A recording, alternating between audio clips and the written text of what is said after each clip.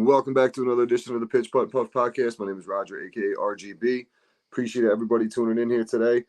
Before we get rolling though with our guests, we're going to take a quick second and give a shout out to a couple sponsors. First, we're going to go with Trouble Off the Tee. Trouble Off the Tee has a site-wide sale right now, 50% off site-wide. He has a bunch of new hats and shirts on there. Go check out Marty over at Trouble Off the Tee, TroubleOffTheTee.com. No promo code, just go to the site-wide, 50% off. Go check it out, and also check out the book, available on Spotify and on Audible. Author is Marty Minden, narrated by Jake Adams. Go and give that a listen. Also, we got FN3P, go check them out. A bunch of different merch over there. They got the hats, polos. No one likes three-putting, so go check them out. Promo code PPP for 25% off site-wide. And then you got to check out my man Jordan over at the Putter Shop. I just hooked this up with some really dope ball markers. Don't have any in front of me. They're in the golf bag to give them to all the guys, but go check him out. We got PPPP, 4 Ps, and 15 for 15% off over at the Putter Shop. And then last but not least, we got 420 Bliss here in the 518. Go check them out. 740 Hoosick Road, Troy, New York, right up in the Walmart Plaza. Stop in there. Let them know the Pitch Putt and Puff crew sent you when you're in there. And if you're looking for any edibles or vapes, make sure you check out Jaunty. They have the blueberry lemonade gummies. They got the banana, strawberry, apple vape cartridges, the all-in-one disposable cartridges as well. So go and check them out. But we're going to take a quick break here, and we'll get into it with our guest. And we're back here with another edition of the Pitch Putt and Puff. Joining me today, my co-host, JR. What up, Jay? Yo, what up? Jay coming off a hot weekend, shooting an 82. Usually that 82 would be the low score, but Birdie Bub. I told him I have to call him Birdie Bub now since he finally broke it. Yeah, shot 82 and lost. I was like, damn. Yeah, Bub shot a 79. But joining us tonight, our guest, we got Law from Golf After 5. Law, what's up, man? Welcome to the podcast. Thank you for the invite. No, absolutely, man. Absolutely. So starting off, man, why don't you tell us a little bit about yourself and how you got into golf? Yeah, so I'll be the first to admit it. I'm a COVID golfer. I did a lot of golfing in high school, college. You know, you mess around with your buddies at the driving range. You have some beers out there, fun stuff. But I think during COVID, you know, we had a lot of downtime. My now wife, she played golf growing up a little bit and not much as an adult.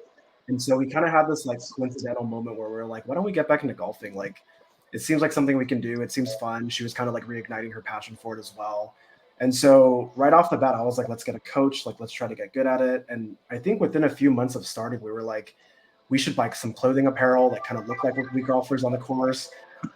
And so I think when you look at the traditional golf industry apparel that sells apparel, it's pretty antiquated in terms of like slacks, polos, and like the general stuff you'll see. Mm-hmm. And so we were like, you know, that's the stuff that we probably need to have. We pay like nicer courses, but like on a chill, like weekday, like municipal court, like I don't want to be wearing that, you know? And so I think you have the heavy hitters out there like Malbon, you have Bogey Boys, and they do really well at what they do. I think Bogey Boys, and you know, they're one of like my favorite brands out there that within the industry. But we wanted to make something of our own that we can kind of call like our little baby, something we created for our own. We can wear our own brand, something that we can just represent.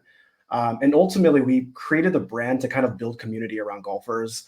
The idea behind the name, actually. That was my next question. Where did the name come from? There we go. The idea behind the name was really funny. I came up with the name when we were at the gym one morning. I used to golf a lot on the weekdays with my coworkers, and we all worked in Playa Vista. And so we were next to 2 golf courses that we would love to play. But the problem is we all get off work around 5. Yep. And the earliest that we could get off, because we're all on different teams, we're spread across 4 to 5 teams, was like, can you leave around 4:30? Can you finesse your manager a little bit? But the earliest we'd get to the course is like 5:30, sometimes 6. And we would never be able to finish a course. There's like an executive 9 that we'd finish sometimes, but it'd be like pitch dark by the time we're done. Mm-hmm. And so that day at the gym, I was like, man, like I was trying to get a tee time for us. And I was like, man, that kind of sucks. Like, no matter what I do, we can only golf after 5 because like everyone's so busy. And I was like, shit, like that's kind of a cool name. Like, let's do that. And so that kind of stuck.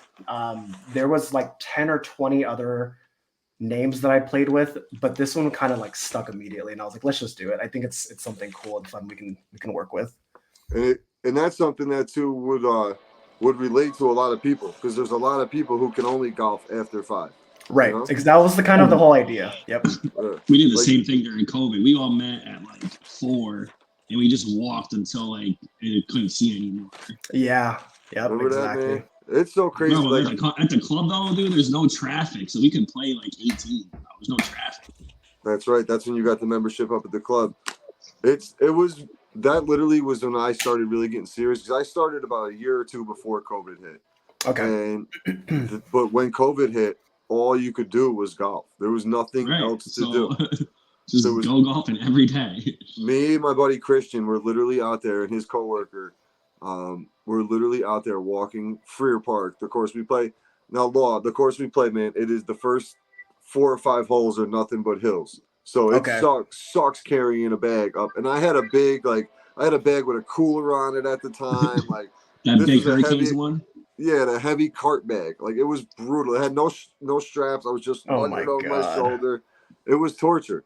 So, like, I wanted to hit good shots, so I didn't have to carry that thing too far, you know? So Right.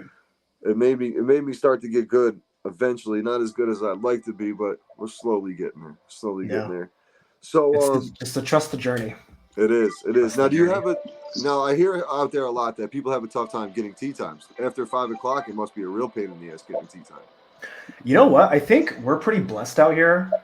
We have a lot of municipal courts and just like public courses that I think, unless you're talking about like the really popular ones, like, you know, Rancho is really popular on the west side, that Yeah. people like always struggle to get like a Saturday morning 8 a.m. There's options out there. You can play like random little par threes. There's like some 9 holes, 18 holes. Like, I wouldn't say it's hard to get a tee time, but if you want like something very specific, Mhm. a very specific time, and you want maybe like 2 groups or something, it can be hard. Yeah. But it's not too bad. I think we're pretty blessed out here in terms of like variety and options. Nice. So, is your wife a big part of the company along with you, like with the designs and all, like you guys come up with? Yeah, so I come from like an operations background, and so I do a lot of the business stuff. I do a lot of like the day-to-day operational whatever. And actually, what she's really good at like sourcing, procurement. She was doing a lot of the design work with us, and so the manufacturers that we work with today, she found the bulk of them. The designer that we work with, she was the one that like vetted them and brought them on board. And so she does a lot of like the back end stuff that you don't really see, and then I Mhm. kind of do like the front facing stuff. Gotcha. What about the designing? Like, you do most of the designs, and like the creation was all you? So we have a really good partner that does our designs for us, and it's kind of like we share our vision, and he kind of puts pen to paper. Our designs have taken quite a bit of time. I think I'm partially to blame because I'm very OCD about stuff, and Sure. I kind of just lag through decision making. But yeah, our designer's really good about that. We kind of we'll go back and forth a lot via like text, email, whatever it might be. He'll share new designs after every other week. And then we kind of just go through iterations of it. And so the current like Golf After 5 that you see, Mhm. I think it took roughly like 3 months or so, or maybe even 4 months. A lot of iterations, a lot of different things that we wanted to kind of like fix as we go. Yeah. But yeah, I think it's a group effort in terms of like how we get designs. It's cool too, because like when you're, say you go out to the course and you see someone rocking your hat, the design you came up with and all that, like it's a pride feeling when you see something like that too. So It Like, is. even- I agree. even with these guys, like I got towels, and just like when I see them cruising past me and I see the pitch putt and puff towel in their bag, I'm like, hell yeah, that's Yeah. the crew. That's cool. I agree with you 100%. It's cool. But I think one thing that I would want to share, let me actually have a hat next to me. But like another thing that like took a really long time for us to do, because the whole kind of idea behind the brand was golfing after 5. Mm-hmm. Traditionally speaking, golfing after 5 means you have a 9 to 5. And so if you actually like look at, it's hard to see on like a stitching, but when you look at like on a design, the G actually is a 9, right? Okay. And so the 5 is here. And so if you cover like the, well, I can't do it there, but if you cover like the middle part, it's 9 to 5. Yeah. And so that was kind of the whole idea behind it too. Like it was like a hidden thing that like we worked with our designer, and we're like, that's kind of a story that we can tell. It's really Right. cool, and it kind of adds to the value and like our story behind why we kind of created this. Yeah, it goes with the whole meaning of it. That's dope. That's a cool little what do they call it? Easter egg to it. or Easter whatever. egg. There you go. That is Yeah. an Easter egg. Yeah.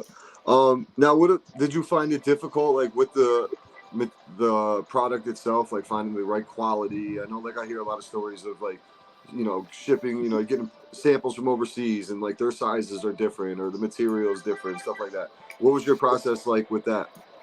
I'll answer it in two parts. I think the second part of it is huge. When you work with like different countries, different ethnicities and geographical regions, people are just built differently, right? Mm-hmm. And so when we were looking at certain samples from Vietnam, I wear an extra large in US sizing.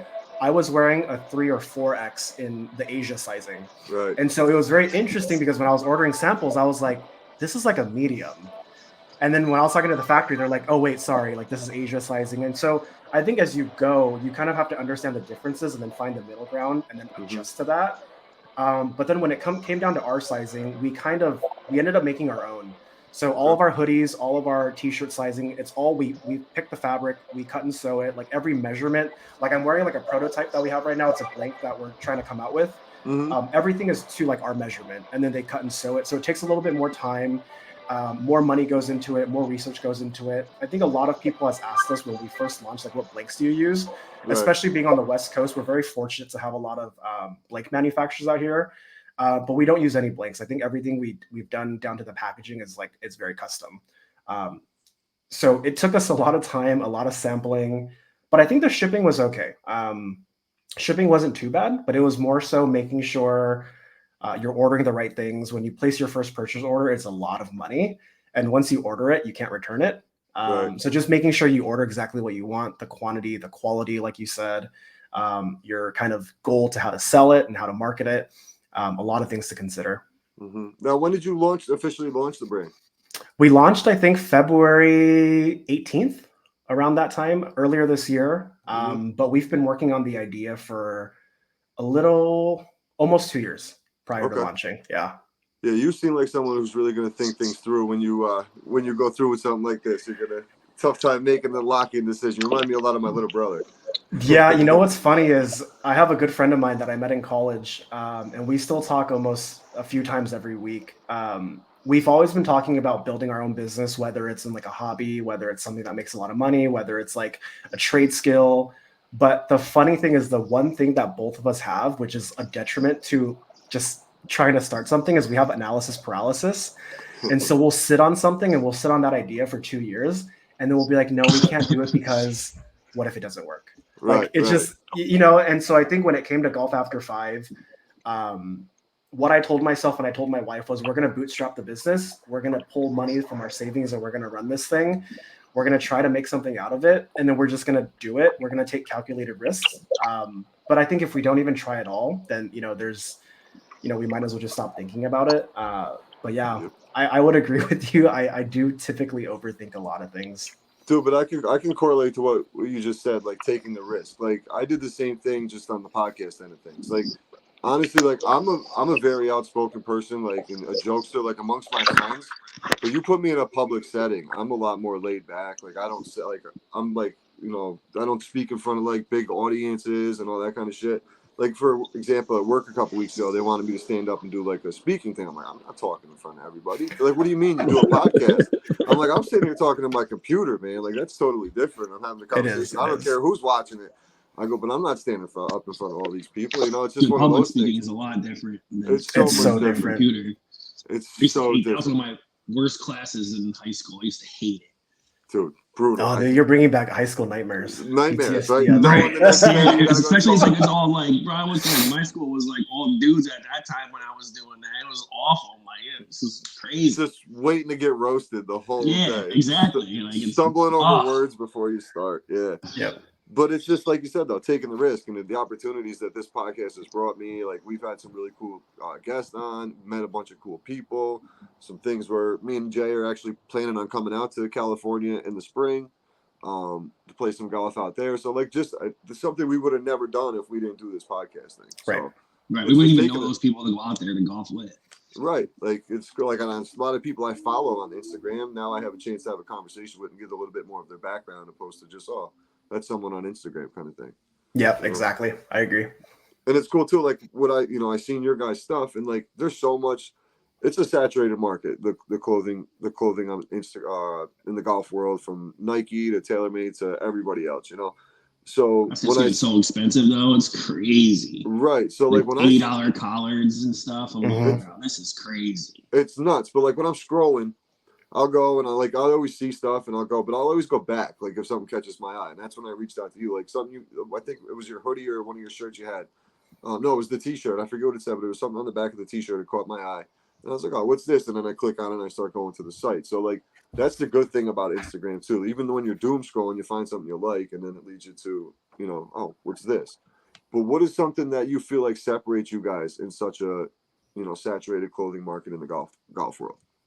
So the whole idea behind building it was originally kind of backstory is I grew up like with a lot of cars, like really liking cars. My friends had a lot of cool cars. I have like an old BMW in the garage. And so when you're kind of into these random hobbies, a lot of the time, like at least for me, and I think a lot of enthusiasts I can speak for, is when you're going to work, if you're on the weekend, you're wearing a shirt that might have like your wheel brand that you love, or like that brand that makes your body kit, or like whatever, right? And so I think there's a lot of these brands out there that represent you can present yourself as someone that's within this community without having to talk about it, right? And so if I see someone like in the early 2000s wearing this shirt, I'm like, yo, like, do you also have this and that and whatever? We had a lot of friends and a lot of communities that we were part of that were just different, like car groups, and like whether it's like old JDM or European cars, BMWs, whatever it was, right? And so when I was kind of looking at the golf market in apparel, I was like, there's not a lot of clothes out there that kind of give me that like reminiscent feel of like the early 2000s like t-shirts, and we kind of wanted to make something like that. And so the first t-shirt out there that we launched, and the first product wasn't really within that like exact product that we were building, but it was somewhere within that line of something we wanted to launch, test the market, see if we can get some customer feedback, how they like that. And then as we grow and as we scale, we want to interview customers, and we have been interviewing customers as well. Of like, what do you want to see more? Like, why do you like the brand? Why do you hate the brand? Like, we want just really constructive and just honest feedback. But that was kind of like why we built it, was basically just making more like these community t-shirts that was like, if you saw someone wearing it, you're like, oh shit, you golf. Like, hey, what's your handicap? Like, what's your go-to course? Our shirts are supposed to be conversation starters and kind of just build more community as we go. That was kind of the whole idea. Gotcha. I mean, and you have a particular community with the golf after 5, like that's your whole, like, and that's what makes it. That's what makes it all work. A lot of people are going after work at 5 o'clock. I mean, you're like rushing at 4:59 out that door. Like, cause so our course, for example, you can't get a tee time after 4 o'clock. The leagues usually, some of the leagues go to like 5:30 to tee off. So and then it's first come, first serve after that. It's first come, first serve after the leagues go off. So after the leagues, you should see the line of people like waiting. There'll be a line of people. Sometimes there's a nice line. Yeah, you're hoping to get 9 holes in if you're on that back end of that line. Sometimes, like there's no reservations, no phone, no nothing. Nothing. Once the leagues go, you pretty much is first come, first serve after their last group, which could be 5 to like 5:30, and they can split you though, back 9 some, and then front 9 go some. Yeah, but there's no tee time. It's just first come, first serve. Like you can get there at 4:30 and stand there and wait and be first if you want. You're gonna wait, and then you're gonna be behind slow ass leagues with shit ass golfers. Yep. Oh man. Yeah. Are there lights on the course?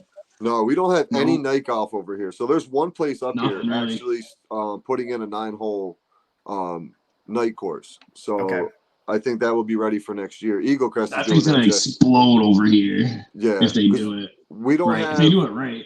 We don't even have like a Top Golf, man. Like the nearest Top Golf to us is like 2.5 hours. 3 hours. Yeah. We're in upstate New York in the Albany area, so like we're 2.5 hours from the city, 2.5 hours from Boston, 2.5 hours from Connecticut, like 2.5 hours from anything. 3.5. Yeah. Okay. So we're out there. I've been hearing that. I don't know if this is like 100% factually true. I've been hearing that Top Golf business hasn't been doing well since they expanded. I feel like it's just getting a little bit too saturated of people like going to do Top Golf, and maybe people are getting sick of it. But I don't know. I've heard that I think people want to go do the real thing more now, and so the Top Golf was like kind of like an entry level. We can go drink and have fun, but I think it's starting to become like a bowling thing. Like you only go for events, but you're never really going to pick a Saturday night going, because I think even if a couple goes, you're spending $120. Yeah, more, it's not cheap. Right? It's not cheap for a couple hours, and that's just the golf. That's not even really including the food and everything else. Yeah, it is a great time. Driving range. It's fun though, like because Jay, I went down there for Texas for my buddies.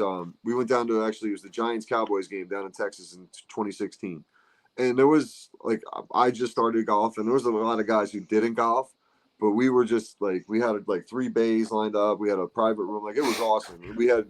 We did it the right way, and we had so much fun. And then like we went back down there for another football game, and me and my buddy went, and it was like the 2 of us, and it was like still fun and shit, but it was like an hour and a half maybe, and it was like I think we spent like $225 in the hour and a half It's with food and drinks and everything else. I'm like, damn, fucking crazy. It's crazy. We ain't got nothing like that up here, unfortunately. Hopefully, sooner or later, we do end up with something like that. I'm hoping this night golf thing does pop off and turn into something out here, just to be different, man. Like some of these courses got to start doing different shit. That would be for sure. So what's your plan for the brand for like the next 5-10 years? What's your game plan down the line? I think definitely get into retail stores, do a lot more of, having a physical presence. We started as an e-commerce brand because I think it was easier to scale that way. Your overhead is a lot less. There's less things to worry about before you get into retail, like physically. So I think within the next year or so, we do want to be in stores. We have conversations with certain people already currently about having some distribution within the United States or at certain golf courses. But I think that's kind of just like a backseat conversation, until we get to a point where that's like really something that we want to grasp. I think 10-year mark is like, I know retail is dead in terms of like people wanting to shop online. And a lot of people mainly go into stores to try things on, and then you order online or, wait for sales. But I think it would be cool and just like a pipe dream to have like a physical location somewhere to just be like a little like something that just boosts your ego. Like, hey, I was able to like get like a store and like have a little small showroom and showcase some new products and whatever. I think that's like ultimately the goal.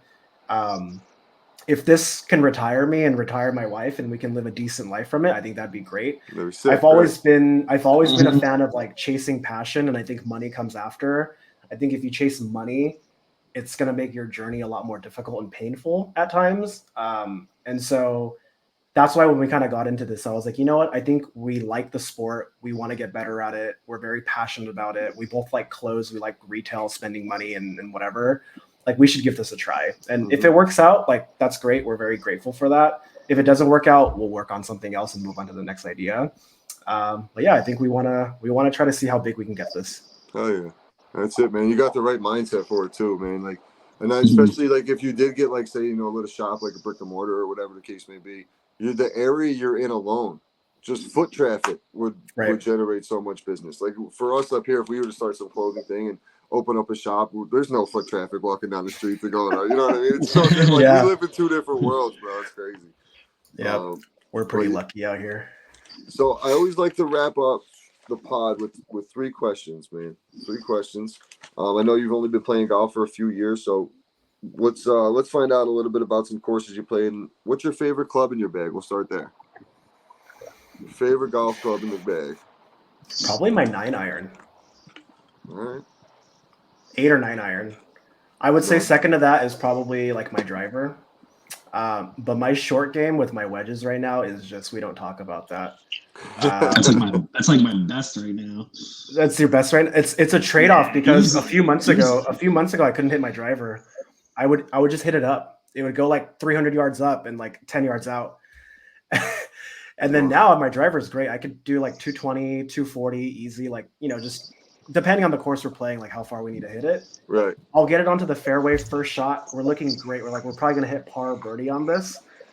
Fairway shots, like, all right, it's okay. Approach shots, okay. And then everything around the course or around the green, on the green, we just add a lot of strokes. Yeah. So short game right now is we don't talk about it. I think mine's like 56 right now. It's probably like the highest. If I'm like 110, bro, and I'm in the fairway, 56 is smooth, man. I used to love my wedges, and then I don't know what happened. Like, we're working on it though. Well, after this call, we're probably gonna hit the range, and we still got some daylight left. That's nice. Yeah, mine. So we have our buddy Birdie Bud, who the kid we were just talking about at the beginning, who broke 80 this past weekend. He literally, like, is Babe Ruth with his chip shots. He calls the shit. He's like, yo, this is going in. Like we're playing the other day. It was his birthday. The first. Oh, he gets them all the time. All the time. He's got to have 20, 25 chip-ins this year. He's like that good, smooth with his short game. So I I pulled him aside on Sunday. I was like, "Yo, can you please show me how you're like getting it to stop like that?" At least like the aim angle or something. Yeah, give me a little pointer. Like, show me what you're doing, and I'll figure it out from there. So I watched him for like a couple minutes before. It's mad smooth, bro. And like he literally changed my like telling me to lean a little bit more forward on my front and like put my hands in front more, dude. Jay, today I don't think I 3-putted a hole because every putt I had was within 5 feet. I was like, dude, what just happened? Like, this is great. I had a 7 on the. I'm like long wedges, like 56, 60, like 52. I like those. If I get a wedge, I'm good, bro. I'm good to go. Yeah, from like 100 to like 130, I'm good.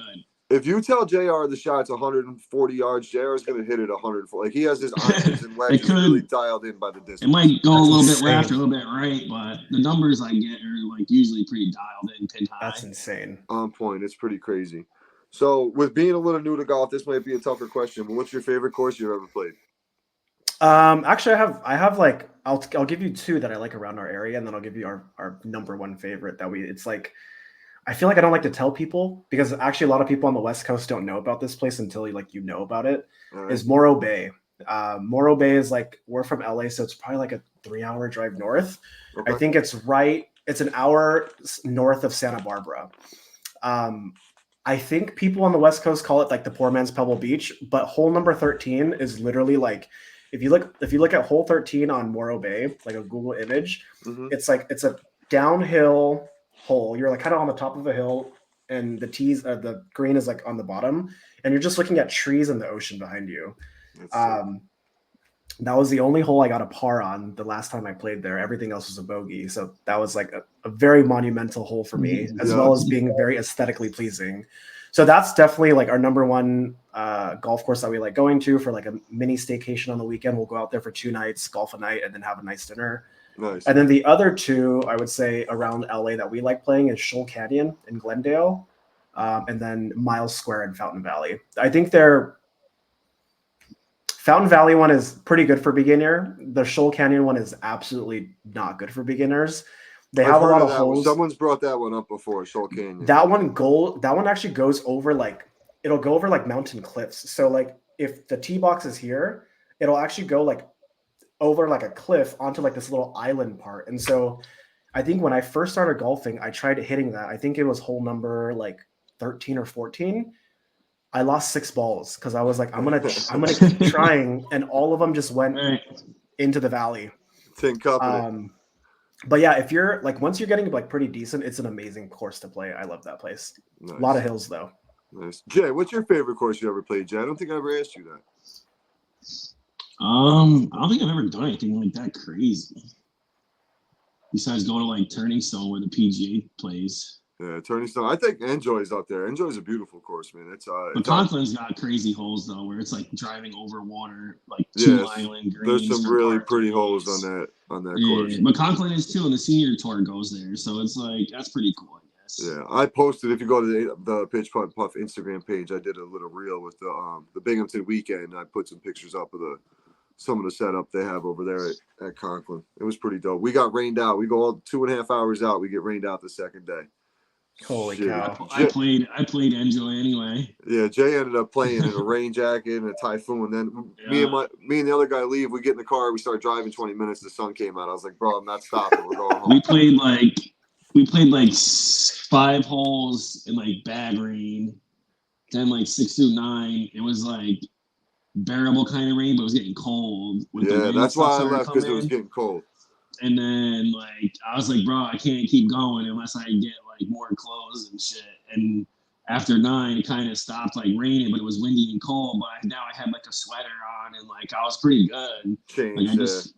We played a 2-man scramble. We were the first ones like out on the course, so we finished in like an hour and a half. Right? Yeah, that's the way to do it.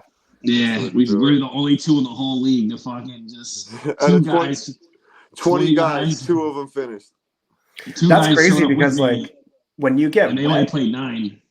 Like when you get wet, the cold gets like 10 times colder. But we were actually like playing like decent too. Like That's he was crazy. hitting like good drives and shit. And I was just like, oh, 56, 52, pop, like green side on the green. Like we actually played like pretty decent for that back nine. Like maybe like a plus like that's 2. impressive. Plus that's 2 maybe. That's literally when I left. I looked over. We have our buddy Fairway Mike. He's in his 70s. You're beasting, son. You're out there, bro. And I look at him and I'm like, yo, Mike, you having fun? He goes, not at all. I go, me either. Get in the car. We're going home. Let's go. And I just drove off. So that's enough. Bro, at 9 holes, we got coffee and shit. We were just doing dabs and shit. I know. We should have waited. We should have waited. There was a group of 20 in front of us. We should have let them go first and let the storm pass through and then play. If we went after them and waited that hour, we would have been in the rain for like a half hour at most. At most. A light rain. Instead of an hour and a half. Right. That's crazy. But yo, me and Kirk are the only ones to fucking finish. The other two guys were like, the whole yeah, we're shit. good. We finished the whole shit, bro. Kirk was like, yo, let's just do it. And I was like, fuck it, birthday weekend, I might as well. Like, let's just he called me talking so much shit. I can't believe you guys didn't finish, blah, blah, blah. I'm like, yo, come on, man. You're 20 years younger than me. His bones don't get as cold as ours. Right. So, last question here for you, Laura, to wrap it up. If you had 3 people to put in your dream foursome, who would they be? Go out on the course and have a good time. I'll give you mine. It can be anybody, though. It doesn't have to be a golfer. It can be doesn't have to be golfer. So I'll give you an example. Here's mine. I always say Jason Williams. I'm a basketball guy. White chocolate. Okay. He used to play for the Kings, Sacramento Kings back in the day, doing all the fancy passes and shit with like Chris Webber and them. He's a big golfer now, and he's into the cannabis world. So Jay Will was my guy. Like every pass this guy did, I emulated it when I was playing basketball. And then Bill Murray. Bill Murray would be a guy I'd throw in a group with me. And then I've been going back and forth with this third one. I want to have a golfer in there, and I used to say Tiger, but like everybody's kind of go-to answer is Tiger. Right. Well, he's goated, bro. So I always say T-Dub. Yep. T-Dub. Now I'm saying Dustin Johnson. I think it'd be cool because when I first started golfing, I watched a lot of DJ play because I'm like tall stature like that. So I was trying to like see how he swung the club and do things like that. So I studied a lot of DJ when I first started playing. So I would say DJ, and then hopefully Paulina tags along to carry the bag. Hey, it's Paulina. Yep. You know what? I didn't think I would have any hard questions. This is a hard one. Yeah.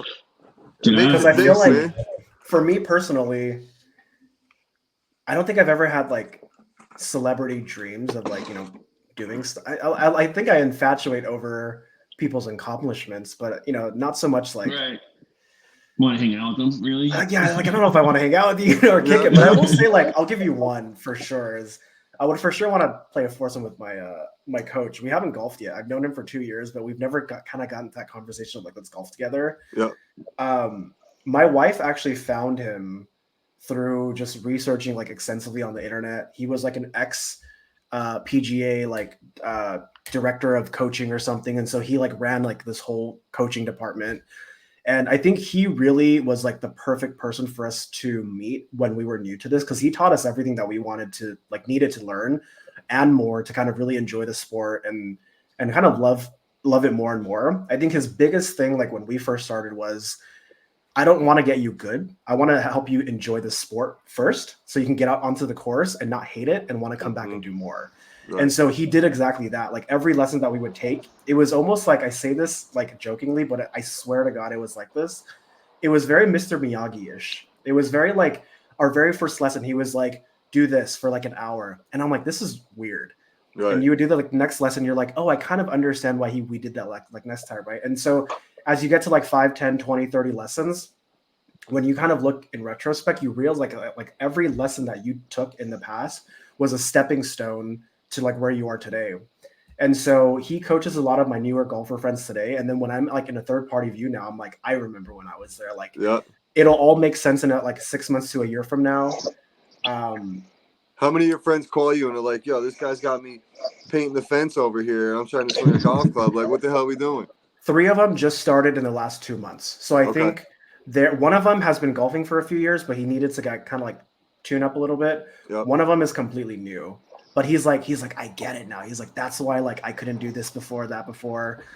So a lot of it is like the way that he teaches is not so much like, oh, swing on the right plane, like you want to go shallow. He doesn't really talk about any of that. Okay. But he talks about like how your wrist should be moving, like how your ankle should be moving, like your mobility, your flexibility. It's a lot of the mechanics behind it that most like golfers and coaches won't talk about. Yeah. They'll just tell you like you want to go shallow, you want to like close the club face. For your probably first 5 lessons, he'll never talk about that. It'll just be like, you're striking it, great. Like you're making contact with the ball, that's 90% of it. You're already there, right? And so as you go on, he'll kind of teach you a little bit more. But I guess like to answer your question of like the other two, I would probably just say like a lot of like, you know, influencers that I follow or like, you know, mentors that I've had in my life that kind of like help me build to where I am today, become the person that I am. I think I can attest to a lot of my kind of success or like a lot of my personality and like shit changes that I've made over the last few years to them. So that'd probably be my answer. Probably not very like what you expect, but I mean, you could say anything. It could be anything. Like go back as far as you want. Like I want to golf. I want to golf like Jesus Christ. You can golf like I want to go see what it's tough though when you really do like break it down because like I obviously have a lot of time to think about it. My answer changes on that, like that last one a lot. Yeah, like it's always it's always Jay on Will. and on and on and on. It's always Jay Will. It's that was like literally like my favorite basketball player. Bill Murray, like just the see him like the jokester of him on the golf course, you know, the Caddyshack. Movie I've never seen. I got to admit, I've seen parts of the movie. I've never sat down and watched the whole movie. But I was a huge like Ghostbuster fan and shit as a kid, so Bill Murray was my guy. And then like the last one though, I really could rotate that amongst so many people. Like I could go old football players that I followed, or like even like rappers. Like one day I think I said Method Man one time, like just from the movie How High. The list could just be like endless. You pick your favorite rappers, your favorite movie stars, your favorite singers. Like, it makes you really favorite think, people like, from like history that you like, your own family members that might not be like. Right. You know what I mean? It's pick, funny like, too. The list would be endless. Because when I ask people the question, Law, they have the same reaction to you. Yeah, they all sit back and like, oh, I gotta think about that one. That's a really good question. I was thinking like any question that would stump me would be like maybe business related. Like no, this one stumped me 100%. No, I try to keep it as chill as possible, man. But I when you ask for like when people do ask for the like, what are we going to talk about? I always give them the rundown like I gave you, but I never tell them about the 3 questions. No, it's a good one. You should want to hit it with that surprise. Very smart to leave them stumped. Yeah. So, Law, man, we really appreciate your time, dude. Why don't you let the listeners know where they can find you? golfafter5.com, golfafter5 Instagram tag. We're working on TikTok. We should be on TikTok soon. We'll have some content out there. But yeah, we're on all the socials. We're thinking about TikTok too. It's just a lot. I don't know how I feel about TikTok quite yet. I feel like I think you know, like there's like the It's where you can blow up.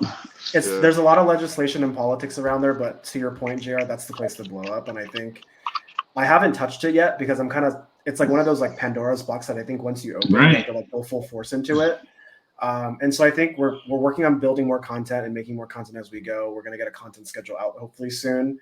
And then we're like, do we want to get on TikTok? The answer is like 80% yes. Yeah. We just want to make sure we're mindful of how we get on there and what we start doing. Because you can blow up for good reasons and bad reasons. Right. And so you just want to be, you know, confident in what you're posting. And that's a different place, man. Yeah, you don't think about that. You can blow up there, bro. You can blow up there. Yeah, but like he said though, Jay, you can blow up in a good way and a bad way, and a lot of people don't think about. Well, you're taking the risk anyway, so you might as well just fucking do it. Throw all in. Just fucking do it. Doing. Roll the dice, all in. Well, that's it for tonight's episode. Like I said, Lord, appreciate your time. Appreciate you guys jumping on. We'll definitely go check them out. Golf After 5. Jay, you got anything to close out? You playing this weekend, Jay? You're good, right? Yeah, playing. We'll be back on Friday with a preview of this upcoming weekend. Appreciate everybody tuning in, and we'll talk to you soon. Appreciate Law jumping on, as well as JR Law from Golf After 5. Really cool concept. It's funny he said that with the elephant, or excuse me, the elephant. What the hell do you call it? The Easter egg in there. With the Golf After 9. I never even noticed that until he pointed out the G being a 9. So that's pretty cool. A lot of cool things going on over there at Golf After 9. Appreciate him jumping on. Make sure you guys go check them out. As well as a couple of our sponsors like 420 Bliss located at 740 Hoosick Road in Troy, New York. Right up in the Walmart Plaza. Stop in there. Check them out. everything you're looking for: flour, pre-rolls, edibles, tinctures, vapes, you name it, they got it. Especially the jaunty products. They got some great products over there. They got the blueberry lemonade, the watermelon, the mango sunrise. In the edible department, also they have the vapes. They have the banana. They also have the green apple, the strawberry, all-in-one vape cartridges. So go check them out over at 420 Bliss, 420-bliss.com, and 420 Bliss over at 740 Hoosick Road. Don't forget to check out Trouble Off the Tee major sale going on over there right now. TroubleOffTheTee.com. 50% off site-wide. Site-wide 50% off special. He's got some new hats, some new shirts on there. He's got a fall line coming out as well. So go check out TroubleOffTheTee.com. Make sure you check out the book. Audible versions available on Audible. Author's Marty Minden, narrated by Jake Adams. You can check it out on Spotify and Audible. And then we got fn3p.co. Go check them out. PPP for 25% off. Great options on there for hoodies, polos, hats. He's got some really cool hats. Got the camo hat on there. I think we might get one of those with a Pitch Putt and Puff logo headed our way soon. And then go check them out over there, fn3p.co. PPP for 25% off. And then last but not least, my man Jordan over at the Putter Shop. PPPP, 4 Ps, 15 for 15% off site-wide. He just hooked us up with some really, really dope ball markers, customized with the Pitch Putt and Puff logo. Appreciate you, Jordan, over there at the Putter Shop. He's blowing it up, man. He started real small and slowly building it right up. He's at a bunch of different events. He's always got something going on, so go and check him out. He sent me a nice hat. I left it in the other room, unfortunately, but go check him out at theputtershop.com. Appreciate everybody tuning in, and we will see you on Friday with the recap show, and might have a special guest. If you guys are into the football and gambling, gonna have some picks. Gonna have some picks for you for this upcoming week, so stay tuned for that. Should be kind of interesting if he does come through with fairways locks of the week. Everybody tuning in, and we'll talk to you soon. Later.